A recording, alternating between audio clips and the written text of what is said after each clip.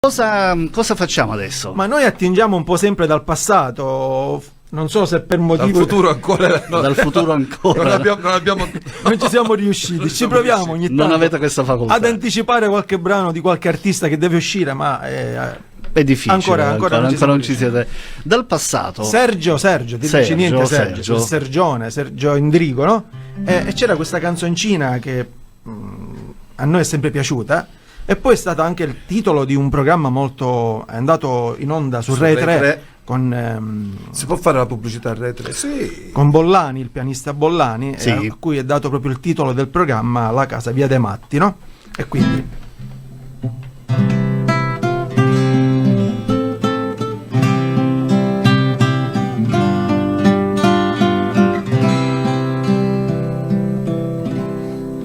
era una casa molto carina, senza soffitto, senza cucina, non si poteva entrarci dentro perché non c'era il pavimento, non si poteva andare a letto in quella casa, non c'era il tetto, non si poteva fare pipì. Io volai. No, questo non c'era, però Heidi perché non c'era Basino lì, ma era bella, bella davvero, in via dei matti numero 0, ma era bella, bella davvero, in via dei matti numero 0.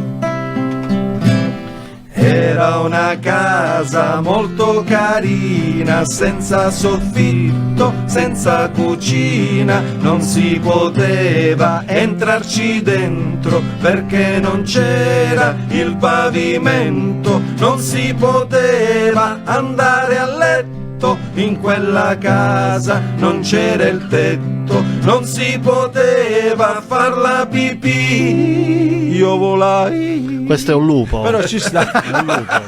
Perché non c'era, perché non c'era, perché non c'era, perché non c'era, perché non c'era Basino lì, ma era bella, bella davvero, in via dei matti numero 0.